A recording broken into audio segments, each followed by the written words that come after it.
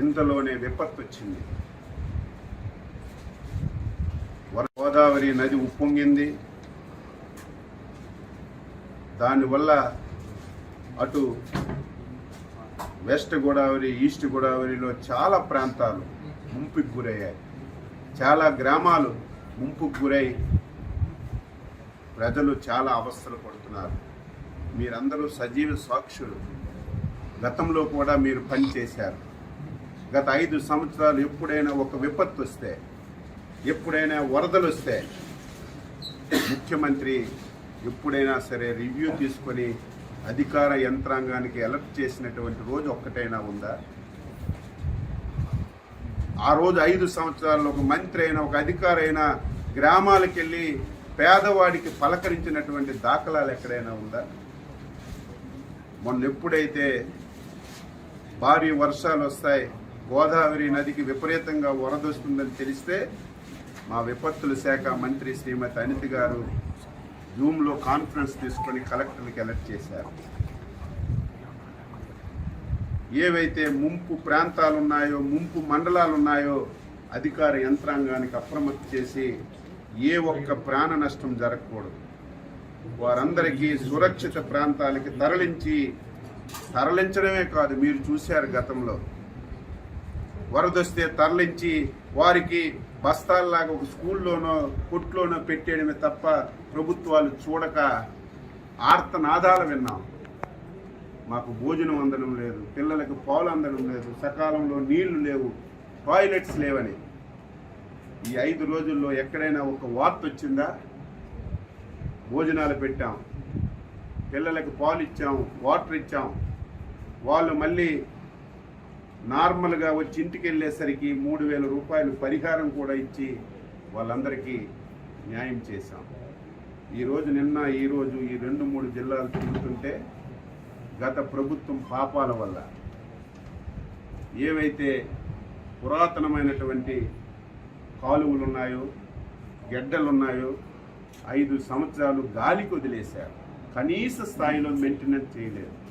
కనీసం ఒక తట్టెడు మట్టి తీసి ఆ కాలువలో ఉన్నటువంటి అడ్డు కూడా తీయకపోవడం వల్ల నిన్న వచ్చినటువంటి వరదలకి ఆ కాలువలు పొంగి 1000 ఎకరాలు రైతు పెట్టినటువంటి పంట పూర్తిగా నాశనం అయిపోయింది.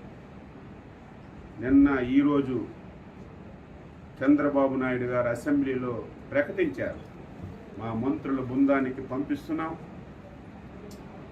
నష్టపోయినటువంటి రైతాంగానికి పలకరించడమే కాకుండా ఎవరైతే పునరావాస కేంద్రాల్లో ఉన్నారో వాళ్ళ దగ్గరికి వెళ్ళి వాళ్ళకి అన్ని సదుపాయాలు అందుతున్నాయో లేదో చూసి రైతాంగానికి ఏ విధంగా మనీ సహకారం ఇవ్వాలో అన్నీ తెలుసుకొని నాకు చెప్పండి, నేను రైతుల పట్ల చాలా ఉదారంగా ఉన్నాను, అవసరమైతే ఒక పైసా ఎక్కువ ఇచ్చైనా రైతులు కష్టాలు తీర్చి వారి రుణం తీర్చుకుంటానని స్పష్టంగా ముఖ్యమంత్రి గారు చెప్పడం వల్ల మేము బృందాలుగా వచ్చి తిరిగాము.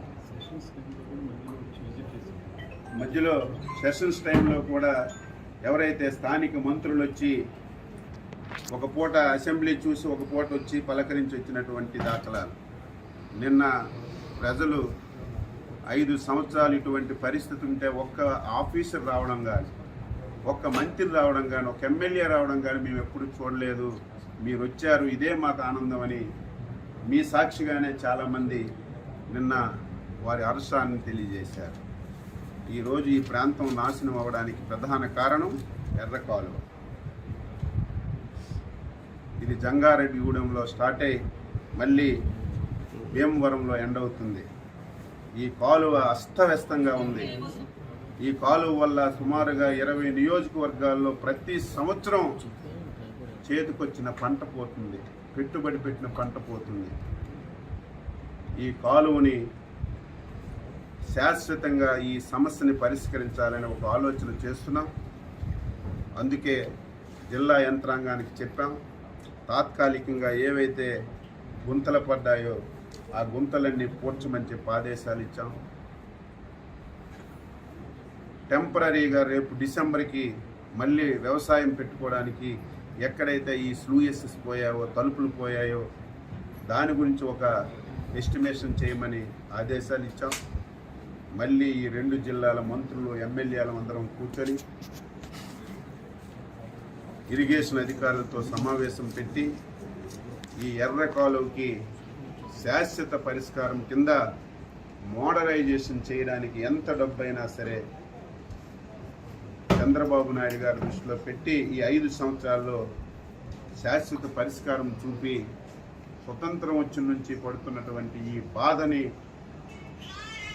తొలగించాలని చిత్తశుద్ధితో అంకిత భావంతో పనిచేస్తామని చెప్పి సందర్భంగా తెలియజేస్తూ